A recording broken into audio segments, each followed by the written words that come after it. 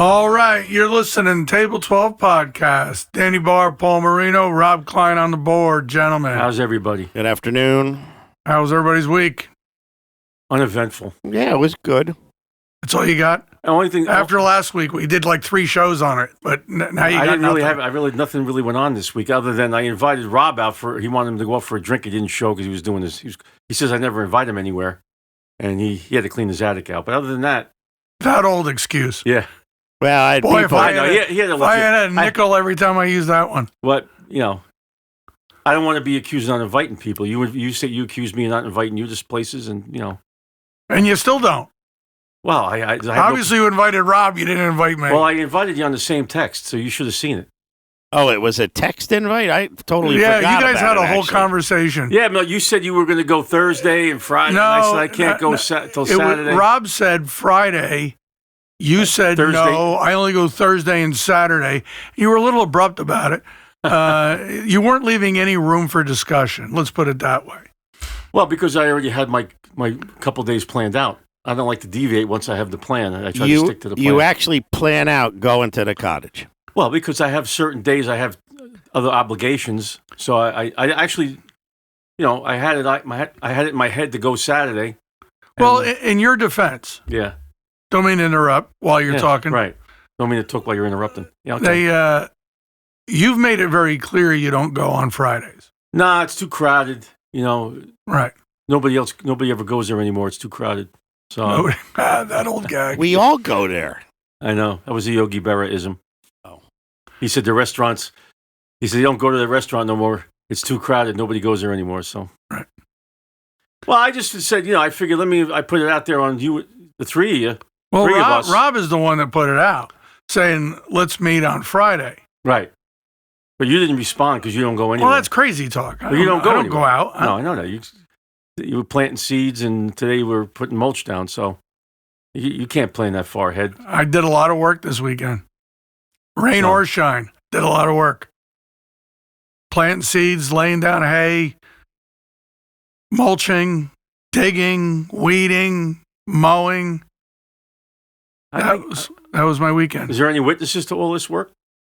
Well, 4 or 5 different families on Mulberry, and my wife and my daughter. All right, well, I guess it's true then. I guess I never knew you lived on Mulberry Street. Well, I'm fairly new to the street. I moved there in 1965. Yeah, it's been a short visit. I didn't even know Hamburg had a Mulberry Street. Oh, yeah. We don't serve Italian food. No. There's no mobsters living on Mulberry as far as I know. Isn't Mulberry Andy Griffith?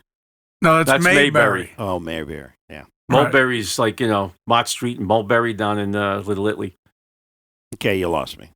Mayberry was in North Carolina, and Mount Pilot in the show was based on, I believe, High Point or Raleigh.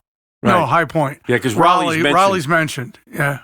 But Mulberry Street, Rob, is down in Little Italy. You ever been down there? I have. I haven't been down there in years, though. There's actually an A in that name. It's Italy. Italy. But Paul takes the A out, just calls it Italy because it saves time. Well, people always say I came from Italy. That's how they talk down there. They don't say Italy. Nobody talks like that down there. I do. All right. Well, you're from Mulberry in Sussex County. You're not going to talk the same as them down there. No. Right? We've established that. I like to be articulate. You do.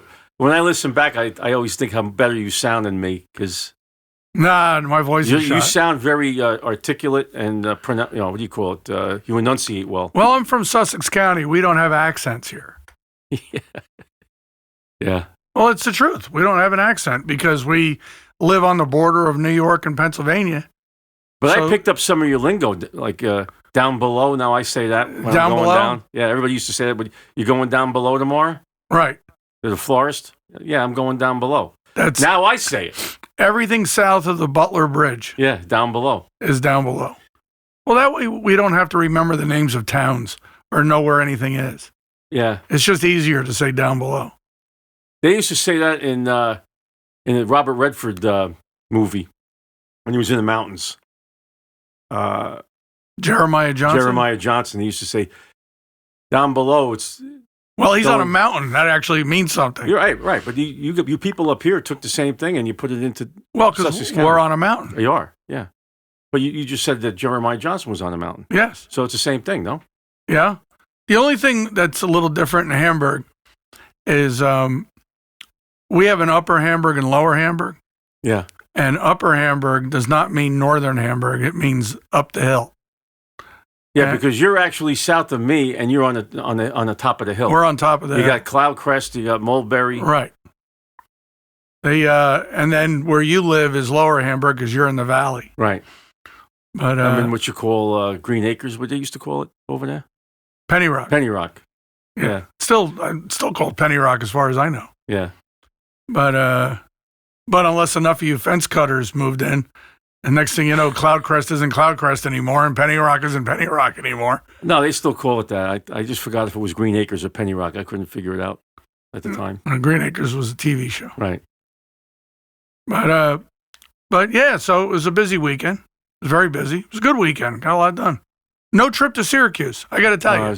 Wasn't as exciting as that. No. But I don't know what is. I mean, I can't do 20 minutes on planting grass seed and covering it with hay. I think we just did almost. I think So, but what else is going on in the world, Dan? so. Did you happen to see the clip of AOC, the Congresswoman from Queens, explaining the American Revolution? No, but I'll tell you why I didn't see it. Because whenever I see her on, I just go right past. Oh, I find her so entertaining. Yeah, the people that are. I also think she's hot. So, Oh, all right. So go ahead. but she's not my congresswoman. So, Yeah. but so she was, for lack of a better term, mansplaining. I love when members of Congress mansplain history because they never seem to get it right. When you get elected to Congress, you should probably learn the history of the government. And I think that would be a good place to start. it should be mandatory. You have to take a test to be a citizen. You should have to take a test to be a member of Congress. I agree. Immigrants getting their citizenship know more about our nation's history than our members of Congress. I agree with that too. So she said that the American Revolution was the colonists fighting against billionaires, or billionaires of their time, she said. Now, first of all, there were no billionaires then. No. 250 years ago, there were no billionaires. But even King George wasn't a billionaire. Mm-hmm. In today's money, he was worth about $300 million. So pretty significant. Sure. But he was the king, ruled half the planet. We had a gentleman named Robert Morris living in the colonies. He was from Philadelphia. Mm-hmm. He was the wealthiest person in the colonies, in the 13 colonies. And his equivalent, modern day equivalent to his wealth, was about $300 million. Then you had John Hancock and George Washington. George Washington was number 2. He was the second wealthiest behind Robert Morris. And Morristown, that's Robert Morris? No. No? There were multiple Morris families in those days. And they could have been woodpile relations, and Okay. because there weren't that many people here. But you had Lewis Morris, who lived in Morrisania, which is now part of the Bronx, but at that time he owned basically all of the Bronx, but it wasn't called the Bronx. He's a signer of the Declaration of Independence. Robert Morris, signer of the Declaration of Independence. Without a doubt, they knew each other. Without a doubt, I'm sure there was some connection And they were there. basically land barons, right? They made their money through land. Most of them. Yeah. Farms and stuff. Merchants and land. But you had the Morrises in New York, the Morrises in Philadelphia, and I'm sure there was a connection because the Lawrence family, which we know the Lawrence house Right. here, They were from Philadelphia. And Thomas Lawrence married Lewis Morris's daughter from New York. And what is, as we know, the Lawrence house in Hardyston was the Morris farm. And then he gifted it to Thomas and his daughter when they got married. And there was already a house there. Morris had built a house. So, kind of cool to think, signer of the Declaration of Independence, at the time signing it, owned property here in Hamburg and Hardyston. But Robert Morris signed the Declaration of Independence. He also signed the Constitution and the Articles of Confederation. I mean, he's one of, I think, 3 people to sign all three documents. Yeah. Pretty important guy. John Hancock, worth about $16 million in our dollars, and Washington was worth about $27 million in our dollars.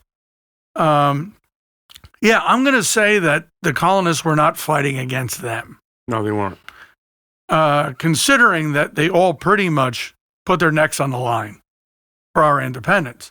They fought against taxation without representation. They fought against monarchy. We wanted our own control. We wanted to govern ourselves. That's what they fought against. Right. But I watched AOC lecture this room inaccuracies about the American Revolution. Yeah. But they're rallying against billionaires. Well, Oprah Winfrey is a billionaire. She's a Democrat. I think Bezos is a Democrat. I mean, there's a lot of Democrat billionaires. Her own compadre, Bernie Sanders, is a billionaire, right? No, he's a millionaire. Oh, he's not a billionaire? No. Okay, but he's got quite a bit of money. He's worth a few million. Yeah. And I thought he was worth a lot more than that. And if you ask him, when you say a few, you don't mean 10 million. No, I think he's like 4 to 6. Oh, well, that's not a lot then. I was using the wrong comparison. I thought he was he was one of the higher. It's a lot to me. Well, yeah, it's a lot to me too. But if you ask him why is it okay for him to be a millionaire, he's like, if you don't like it, write your own book. That was his answer. Yeah, because he was asked that by Martha MacCallum. So what other things did she say that caught your ear? That was it? Yeah, I mean, she was on a podcast saying ridiculous things again about billionaires. She said billionaires, nobody earns $1 billion. It's impossible to earn $1 billion. It could only be done through illegal matters, like scamming the system and not paying a fair wage and what have you. And actually, that's not true either. And, a person can earn. Jeff Bezos came up with an idea in his kitchen and created Amazon. Excuse me. They do create. When you come up with an idea that no one else has thought of, when you can make a product that is better for everybody else, there's a potential. Well, she had a chance to put Amazon in Queens, and she didn't want it. No. She put the kibosh on it. No, yeah. That was going to help. Was it 25,000 employees? Jobs. Yeah, 25,000 jobs. She's not counting the revenue that would have the collateral revenue to all the businesses in the district of those people going out and getting lunch and buying homes and what have you. Yeah. I never want to say somebody who reaches the level of being elected to Congress is not bright. I never want to say that because to me, you got to have some intelligence to get there. Or you just have to live in the right district as far as like being, ethnicity or whatever you want to say. But at least do your homework. Right. And the internet is at our fingertips. You can pretty much find out anything now. So before you go in and spout this knowledge, make sure your knowledge is correct. But the problem is a lot of times when they do fact check what they want to say, it doesn't fall into their ideology of what they want to, the point they want to get across. Yep. But it's just, it just hurts me that she's so attractive. Okay.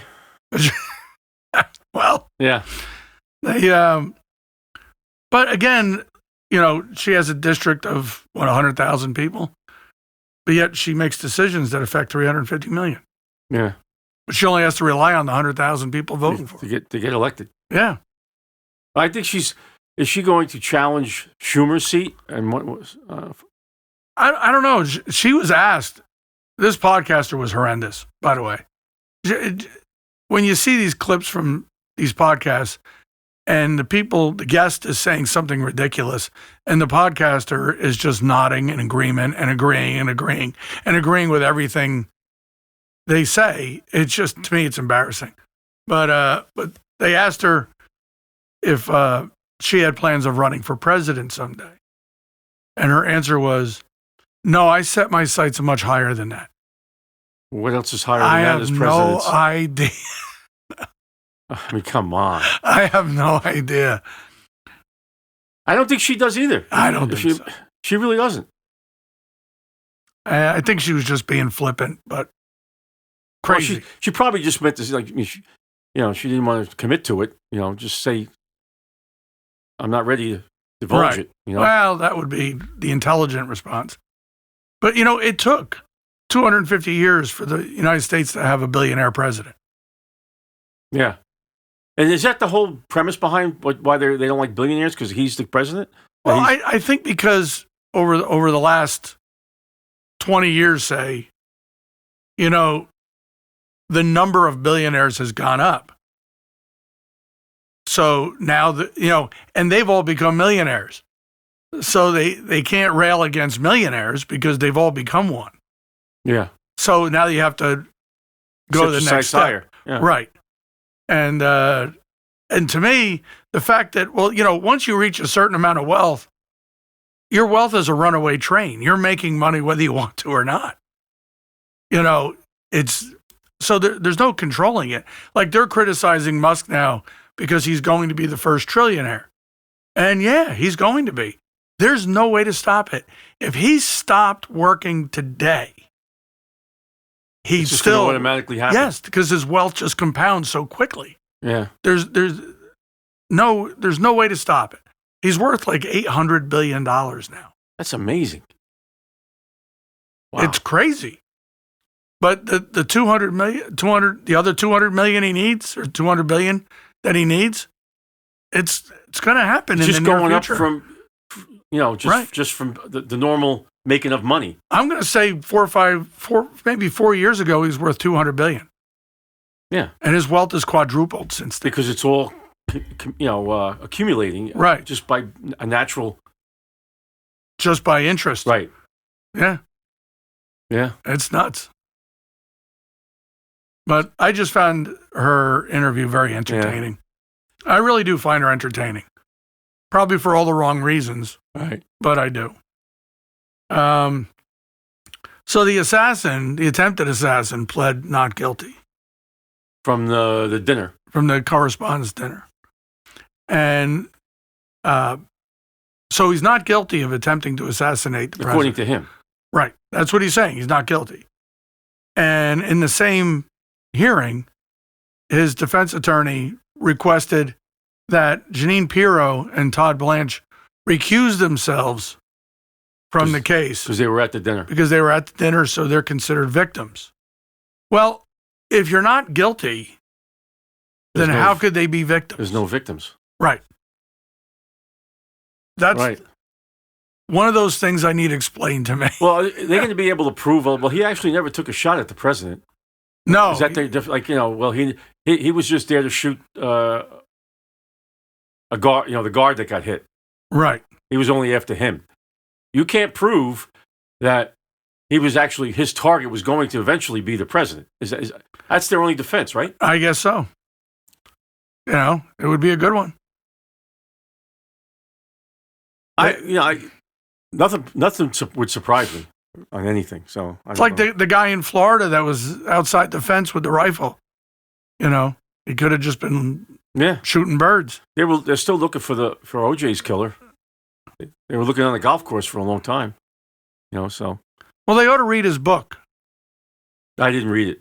If I Had Done It, I think it's called. Oh, really? I didn't read it. Did you ever hear that? No, did you read it? I heard his long interview about it and his hypothetical of what he believes happened, and if he had been the killer, what he would have done. It's so stupid. And basically, it's a hypothetical confession. That's insane. Yeah. Then again, he avoided the murder charge, and then he gets in trouble for stealing memorabilia. His own memorabilia. Yeah, his back that they confiscated. Right. And he gets 20 years. Yeah. I mean, you can't make that up. But anyway, he's passed on. But you don't want to speak ill of the dead? well, it's kind of, I don't know, water under the bridge, I guess. And then Trump mentioned the possibility of suspending federal gas tax. Now, how would that affect the price per that we're dealing with now? Pennies. Yeah. Pennies. I'm still watching all of this, and I'm watching how they're talking about we're selling oil, we're doing this, we're exporting oil, and it's still to this day, I can't figure out why we're paying the amount that we're paying, because he don't even defend it. He don't say like they shouldn't be charging that because the gases and the oil from right. over we haven't even touched yet, and we're doing more domestic, oil stuff, oil refinery and all of that from our own wells than before. So how could it be that the prices are the way they are unless he's just allowing the companies to gouge? I don't know. What's it going to take for us to have the wealth of Kuwait and Saudi Arabia? Because their wealth is all oil.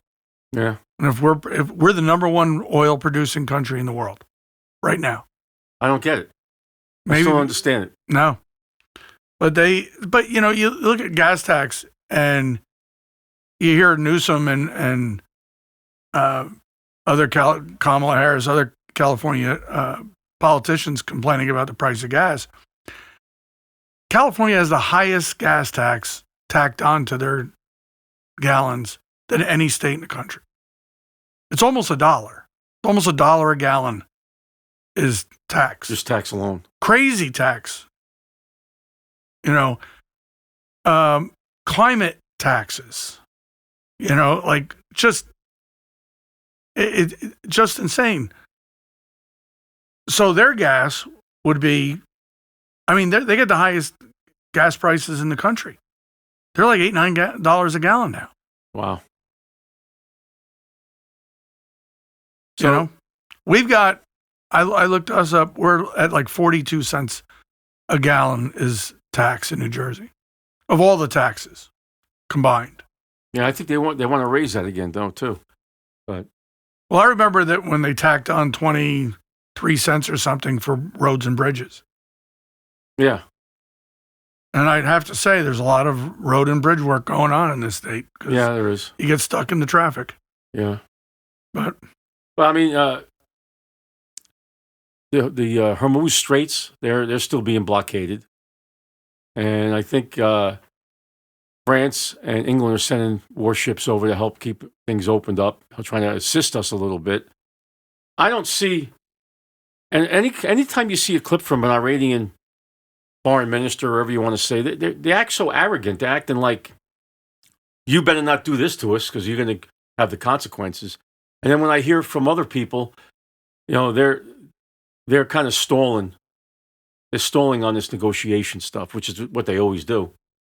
I don't know. Trump says he's rejecting the latest proposal. Doesn't meet his criteria. So I think military action can happen anytime soon. But I would think it's not going to happen until he's going to go to China to visit. Yeah. And that's coming up, I think, later this week. And then he's going to discuss with a lot of the Iranian stuff with him. And I think once he gets through that, I think he's going to start messing around because they don't get it. And unless you take that regime out, I don't see how you're going to be able to ever get this to a conclusion because I don't think they're going to surrender even if we knock out more stuff. Well, I just can't believe we can't trust them. But Xi doesn't want us supplying Taiwan. We don't want them supplying Iran. Right. That's kind of a stalemate. It's one hell of a chess match going on. I think he wants to sell China oil. If they're getting short, he wants to sell it Well, they bought the Venezuelan oil, and now we have control over that.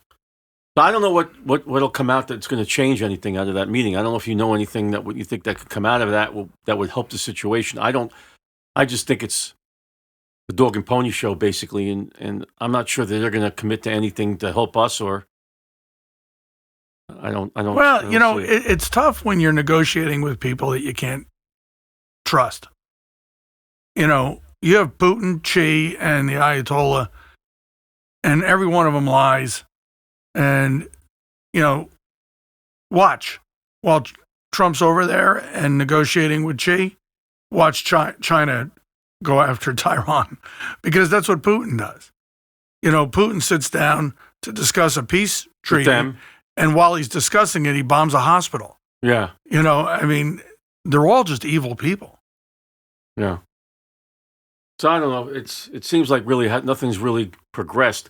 But I just hear these Iranian officials talking tough all the time, and they really, Well, I guess they got to save face, and they want, we don't have access to their television or internet, so we don't know what they're telling their people. I don't think they're telling them anything.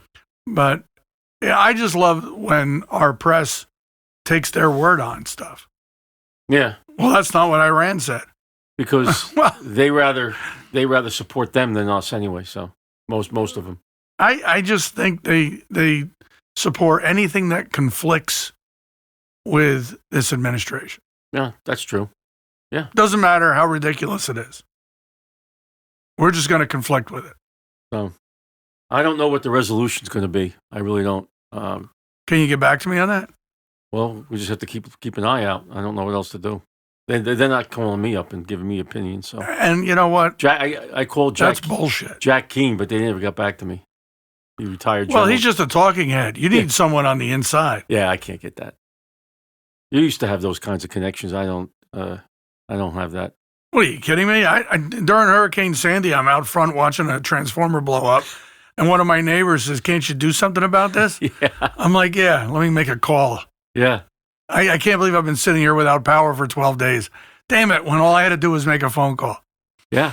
I had a resident tell me when the last mayor was in, we never had hurricanes and earthquakes. I love that. I love that. And I said, well, if you vote for me this November, I promise it won't happen again. How many times have I said to you during that time, we had a wind shear. We didn't have wind shears when Richie was mayor. Yeah. We just kept bringing it up. Yeah. Every little thing that happened. Yeah. It's never happened before. We never had water mains break when he was mayor. But we shall see, my friend. All right. That's it for today. At least this segment. Well, this segment. We got sports coming up. See ya. Bye.